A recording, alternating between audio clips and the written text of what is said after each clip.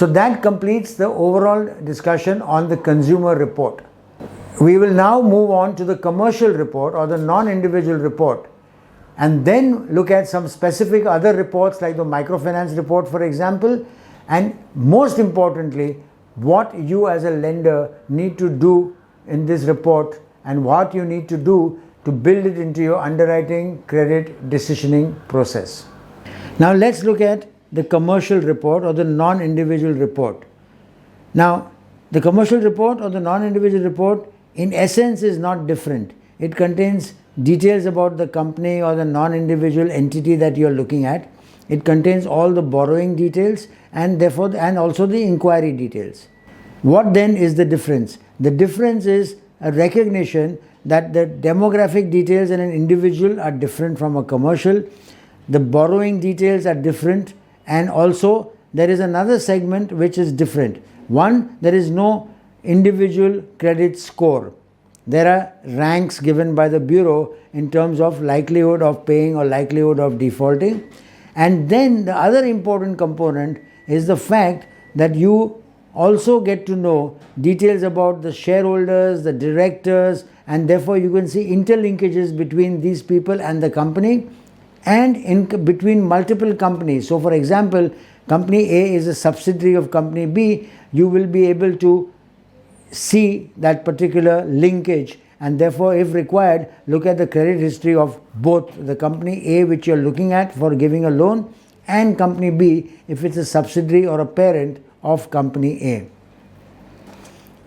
So again, in the first segment of the non-individual or commercial report, you will see the profile of the borrower, the company or the entity who has taken a loan.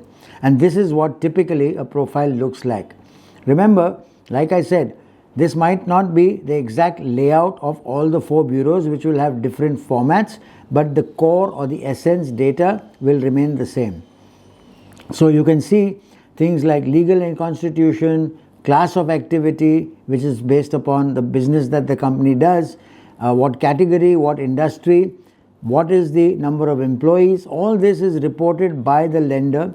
Instead of the date of birth, you will have the date of incorporation, and of course then you will have all the address and contact details and the PAN card and the SIN and the TIN, which are all unique identifiers comparable an individual to the PAN card, the Aadhaar card, the passport number, and similar identifiers from an individual's perspective.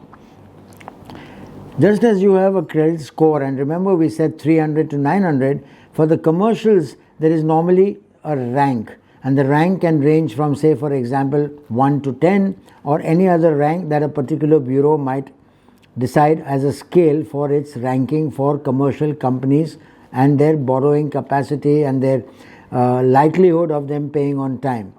So you will get a rank which will again give you a quantified indication of the likelihood that the company will or will not pay when it takes the next loan from you and helps your decisioning. Now, most credit reports of commercial entities or non-individual will have a summary, and the summary typically looks like this, what you're seeing on the screen now.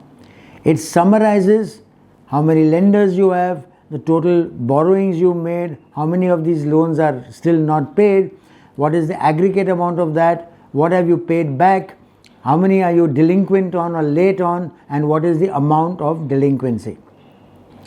It's a summary, and all the details of this summary is available in the subsequent segment of this report, but this is like a snapshot which gives you the entire details on one simple table. Similarly, you have an inquiries summary. Remember, we talked about the inquiries, that is the number of institutions that have made an inquiry on your entity, your company, your partnership firm, based upon applications that you might have made to different lending institutions over time. So that's what this format looks like, and again tells you, is the lending institution, is the company that you are lending to, has it been fishing around? Are there too many inquiries? Are there no inquiries? How many of these inquiries actually became loan applications? Now these are the things that you can find out when you look at the inquiry section and correlated to the account segment. So for example, if 3 years ago there was an inquiry made by a lender, say Bank A, on your company, you can look at the account segment and see whether Bank A has a loan which was opened 3 years ago. That will tell you that the inquiry led to an actual loan being disbursed.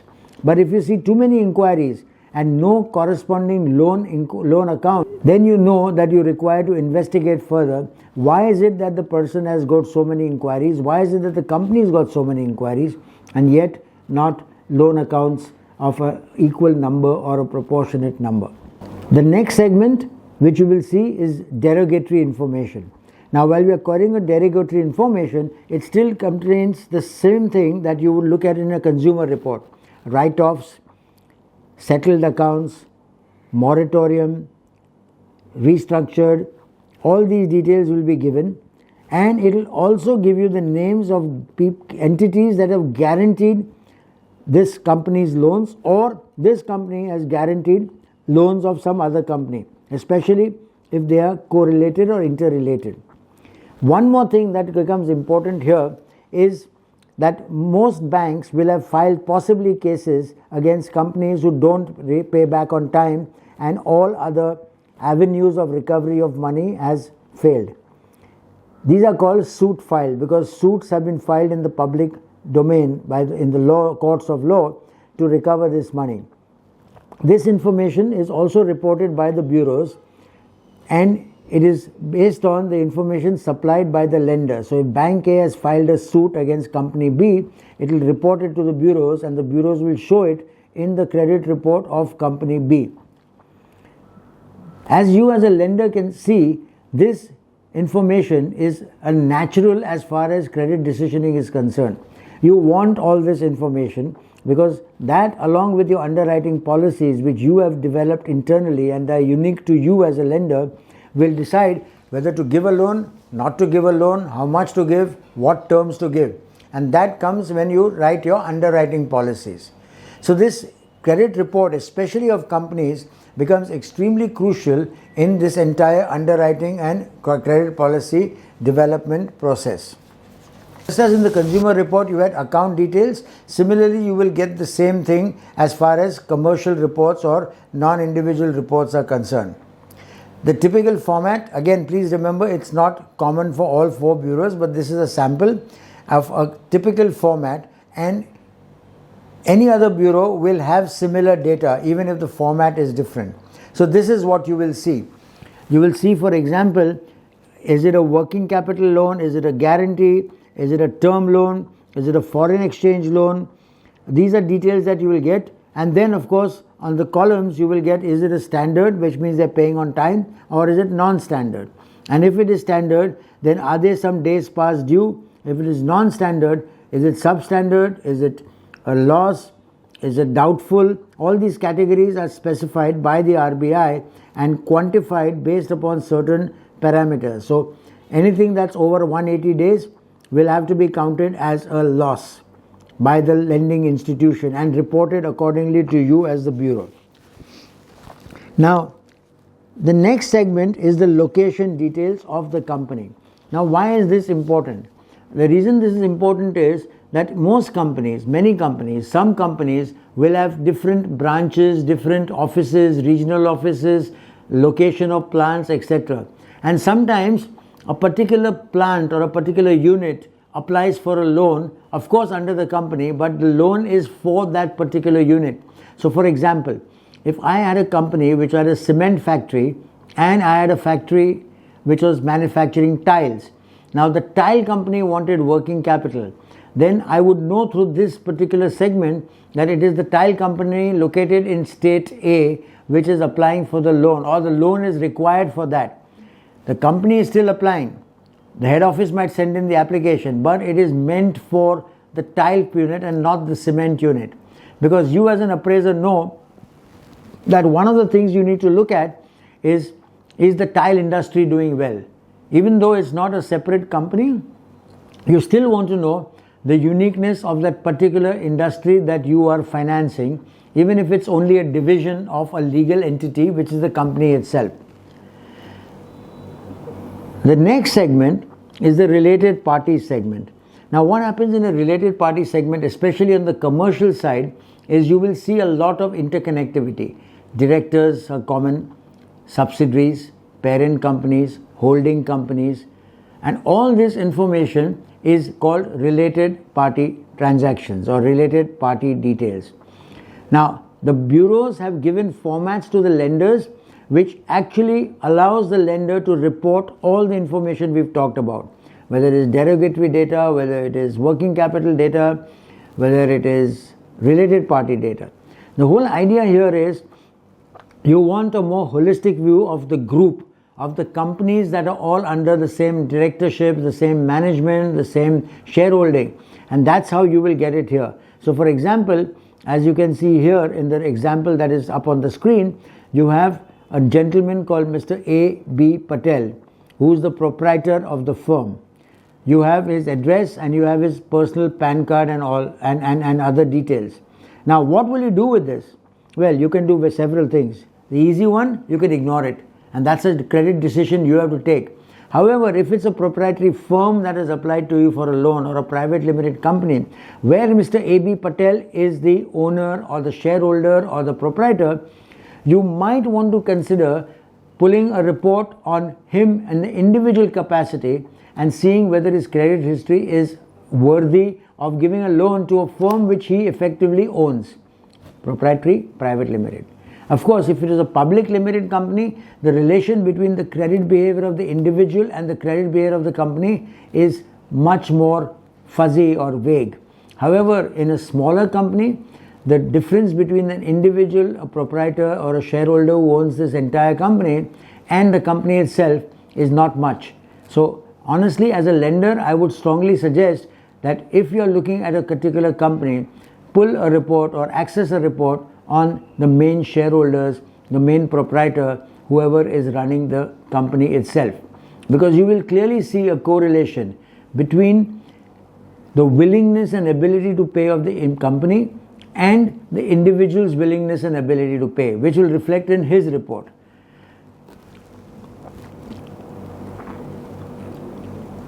Now, if you look at the second example that we have, we are talking about a company called XYZ Private Limited. XYZ Private Limited happens to be, say, the holding company of the company that has applied to you for a loan. All their details are also available, because if it's a holding company, I'm sure you as a lender recognize that you need to know details about the holding company. And how do you find that out? By accessing a report on the holding company if required. The next segment is the credit facility details. Now this is not significantly different from what we saw in the consumer report. Every loan that the company has taken will reflect in this segment. As you can see, the sanctioned amount, the drawing power, the outstanding balance, the overdues, what is the high credit, what is the installment amount if it's an EMI, the dates when the loan was sanctioned and what is the term of the loan, the frequency of repayment, the number of months that you have to repay the loan, is it secured or not. All these details are available in the credit report. You as a lender, I'm sure, have seen similar reports, and now you should relate it to what we've talked about. How do you link all this into your credit decisioning? Very simple.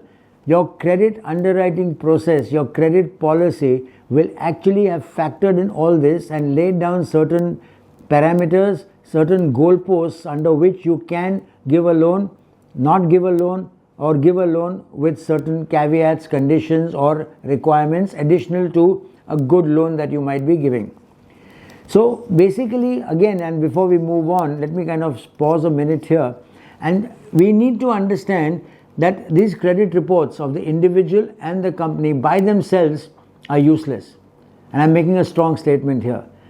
They are not useless because they don't add value to your decision process. They become useful when you actually use them to add value. So as a lender, you must recognize all the good information that you're getting, consumer or commercial report, and as the underwriting policy writer or the person who decides the policy of credit to decide about loan amounts should factor in all this. Now, how do you do it? You typically do it by looking at the past experience. You look at your portfolio.